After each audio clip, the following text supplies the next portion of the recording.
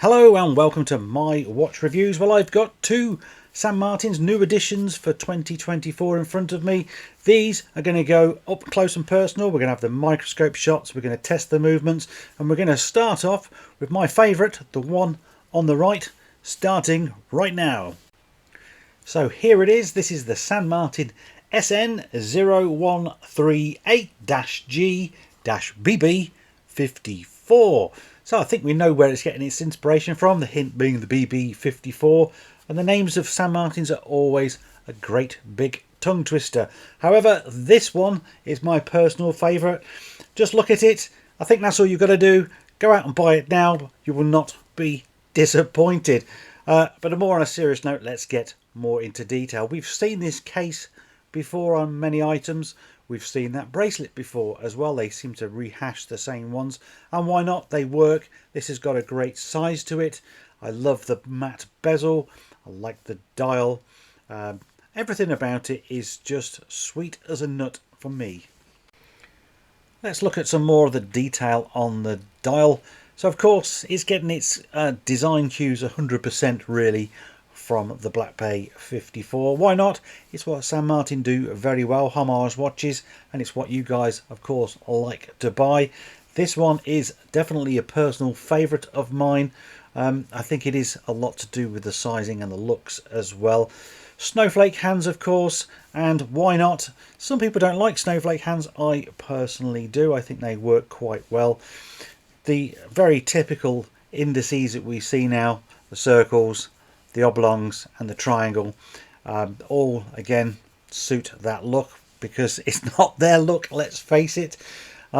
You've got a lollipop loomed second hand. The hands are actually gold, or gilt should I say. It doesn't show up very well in these shots because of course my shots are being filmed outside and I do have to slightly obscure the light or else you get too much dazzle through that crystal. The dial is matte black, so you don't get any reflections from that. You do ever so slightly from the crystal. There is a gold minute track that's been printed onto the dial running around the outside edge. You have the applied St. Martin logo in gold at 12. I like the logo, many of you don't. I see it in the comments all the time saying get rid of the St. Martin logo and the watch would be great. I don't know what triggers you so much. I think it's okay, but yeah, many of you don't seem to like that.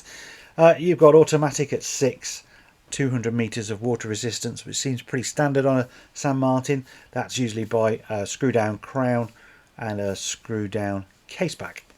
This is the bit you all like in my reviews. I've removed the watch from the case and now we're on the microscope. I'm not sure how close we are in power. We're looking for any anomalies. You're going to see some sharp edges on the hour hand there, for instance. It's just the way they make them. They just press them out, and at this sort of magnification you're going to see it. But we're trying to see any printing anomalies, anything wrong with the indices, and I can't actually see anything. But then can't fault St. Martin. They tend to get it right. You can see here the gilt hands, finally the gold hands. All very well done. The loom looks nice in those gaps as well. So yes, the dial is looking great to me. There we go.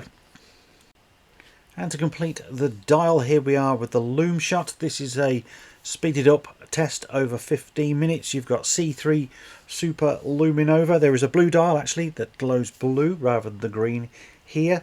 The loom is bright. It lasts a very long time. You've also got a loom pick there on the bezel. Absolutely excellent. Even when it ends here, it's still burning brightly, and I think I could have left this running for a good hour and you probably still would have seen it. So 10 out of 10 for a loom. Surrounding the dial is this 120 click unidirectional bezel. The bezel is being bead blasted, and that's what I like about it. Again, it's not all blingy and shiny. I like a matte coloured bezel. Let's just have a quick check there at the alignment and the back plate. There's very minimal. So let's have a quick look at that on the microscope. Now, if only Seiko could do that, because look at that, that's lining up as perfect as it can be. Just excuse my finger, there's a few smudges. We may as well have another look around the bezel while we're at it. There's a slight mark there between the 50 and the next mark, and I think that's possibly through me wearing it, to be fair. But you can sort of see that matte colour again, the shot blasting, the way they have been well engraved out, the numbers and the markers, perfectly well done. And we'll just turn it around a little bit and then we'll see about the back play. Look, there you go, that's your back play. It isn't a lot at all. They've really worked well on these bezels and I've got them absolutely spot on. Here we can see the case finishing. San Martin always do this really well. I'm very impressed as always. The linear brushing looks quite linear. I have some experience in this myself, working in engineering.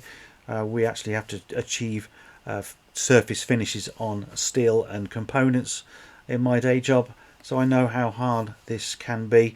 What always intrigues me is they got lovely polishing. That little accent on the side of the case there is really well done. So do they do the polishing last or first? I would assume they probably do it last in a little jig that's set up right, but it's still impressive nevertheless. Looking at the side profile, you can see how the case just tapers down around the edges there to give it a contour when fitting on your wrist. You can see the crown is signed with San Martin, and again that nice brushed finish, and equally the ever so slightly domed sapphire crystal just sticking out the top. It's also got a bit of AR coating which does help in these bright lights. So let's flip it over and have a look at the case back. No surprise there, it is a completely sterile San Martin case back. They never want to do anything or write anything on there. I keep complaining about it in all my reviews and they never ever listen. I'd like to either see the model number or just some specs, something carved into it, please. And here's the all brushed bracelet, although it has got polished sides, and it brings you down to the on-fly adjustment that they now have on most models. This is an absolute delight. It is a little bit of a longer clasp, but it works really well and helps you do those fine adjustments to make the watch fit as perfect as it can be. Right, let's tell you the sizing. The case is 37mm in diameter, absolutely wonderful. 13mm thick with the dome crystal, the slightly domed crystal. Lug to lug, well, we're looking at in and around 45-46mm. That is going to fit on most wrists. That is what I like about this watch so much. The sizing is just perfect. We've got a 20mm lug, and that's going to taper down on that bracelet to 16mm. So let's have a look at what that looks like on the wrist. So here we go, 7-inch wrist, 18cm. The clasp is a little large, but that you have to accept. But 37mm case is absolutely divine.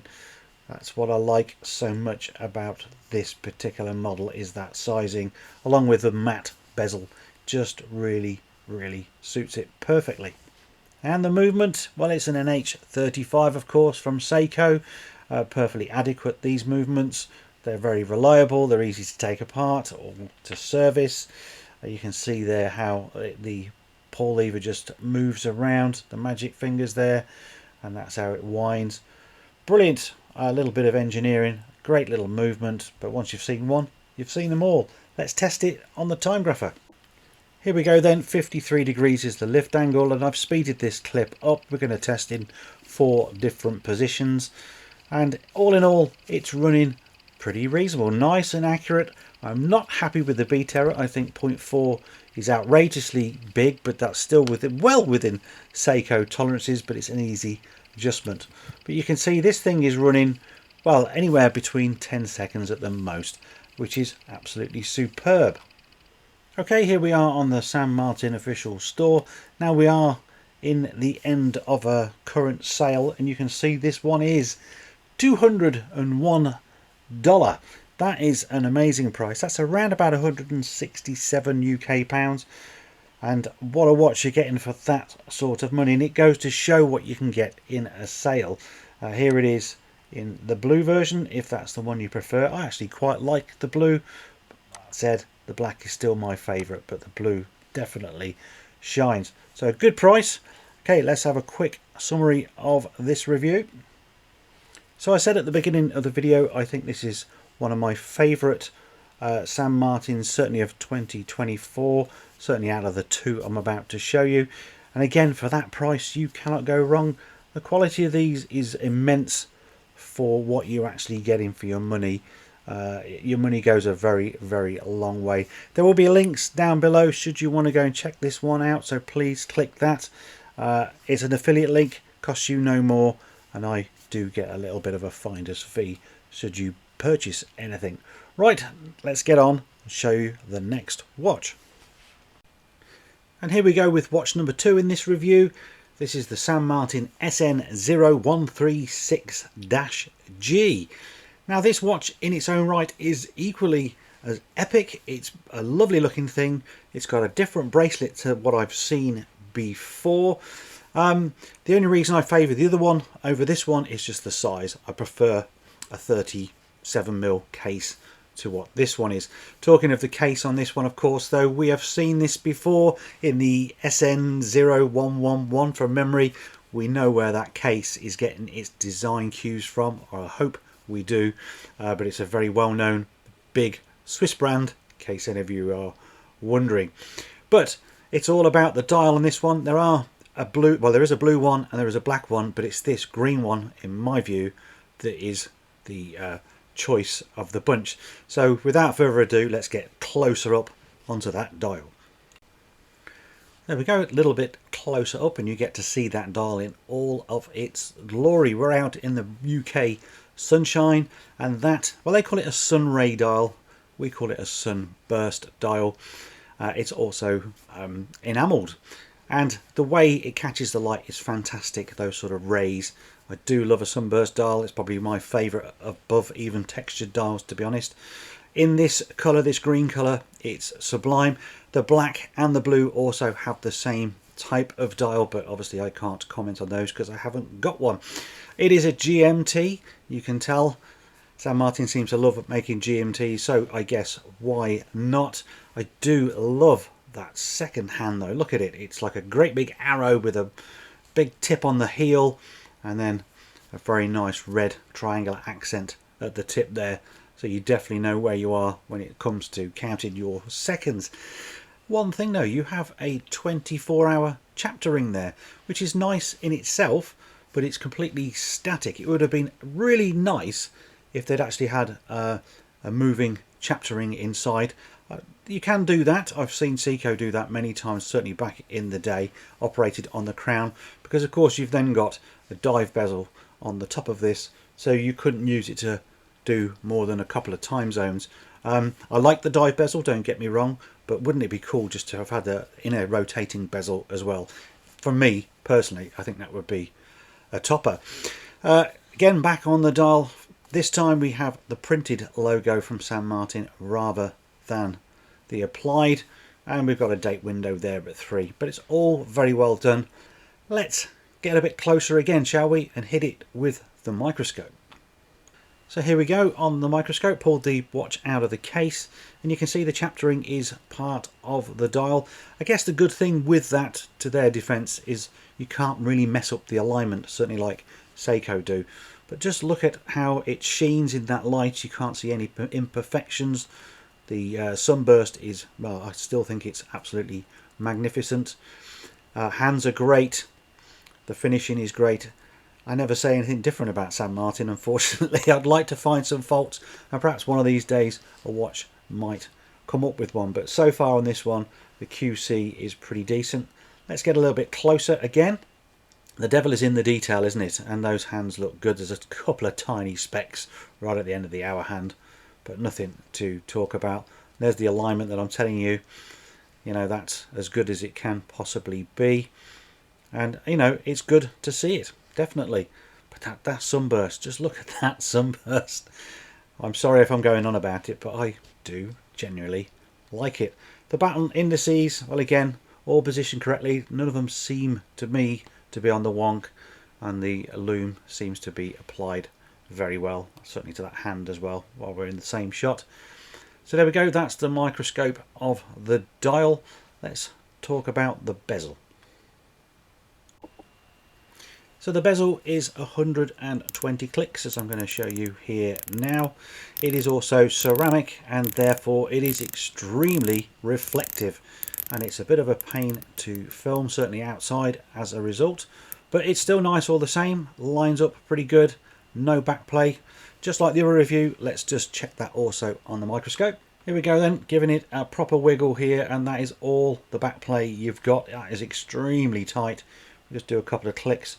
You can see that all the indexes and the markers on the bezel are embossed into it, so they've got lume in there as well. There's a nice lume pip, but you can also see the reflections you get as a result of that type of ceramic bezel.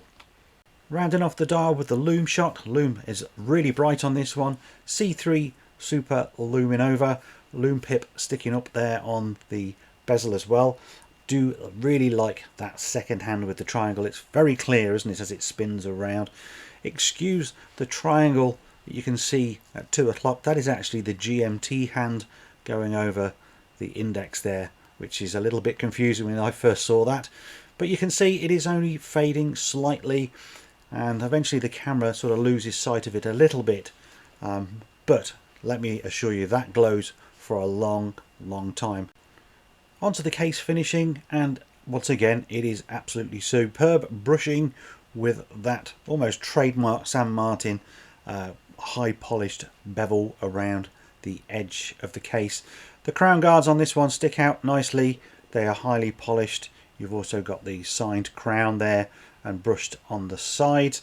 What I find amazing about this particular watch actually is the tightness of the end links into the case. There is literally no wiggle room there at all. It's beautiful, really well done, and it's nice to see those tolerances being closed up.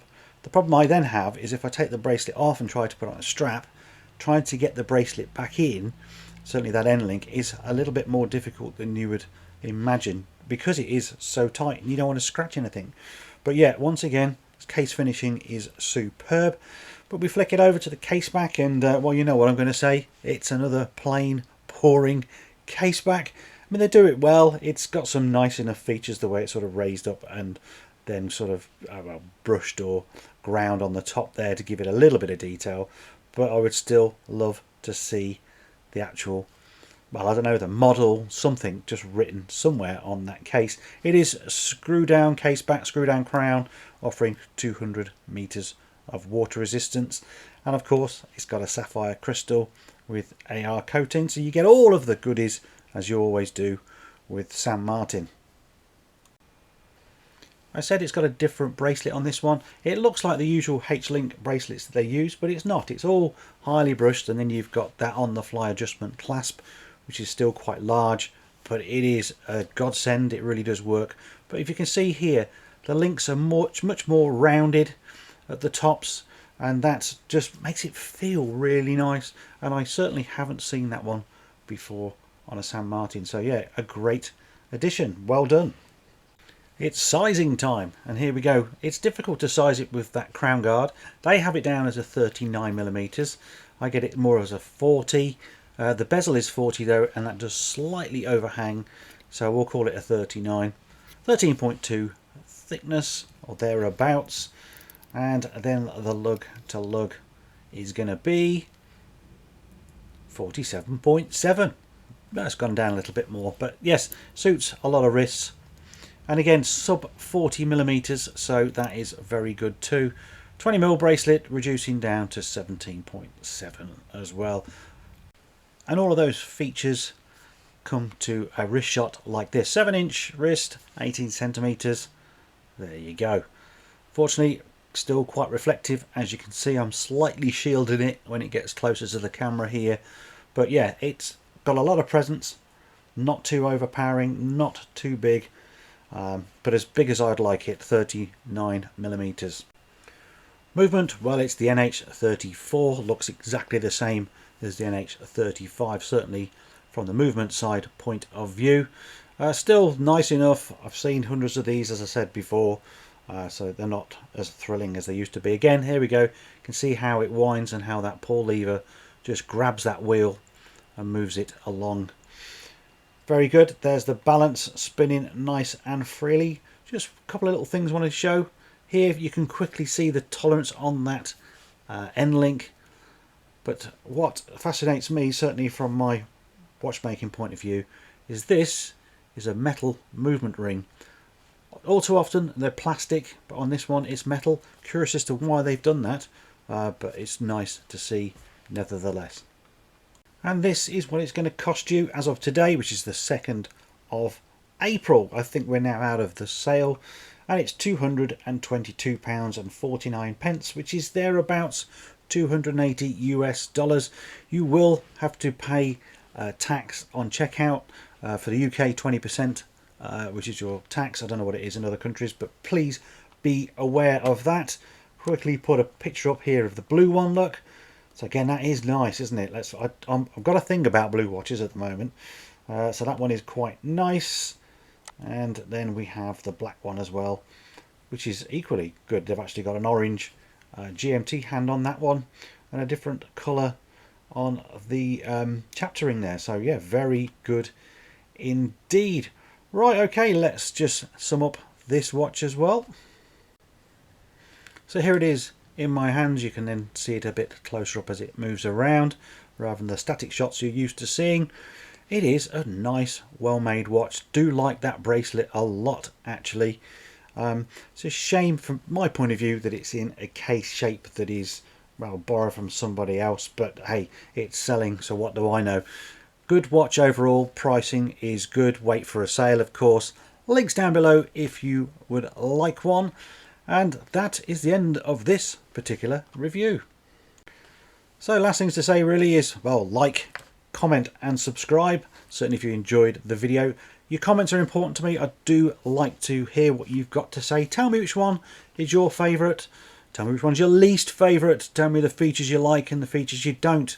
See if anyone agrees with me or not. I'd be interested to see all of that down below. Of course, there's links. Should you want to buy any of these, it does support the channel in some way. But really all I want to do is you to hit the like button, and that hopefully can set off the algorithm. More subscribers, more views I get, the bigger the brands I can bring to the channel.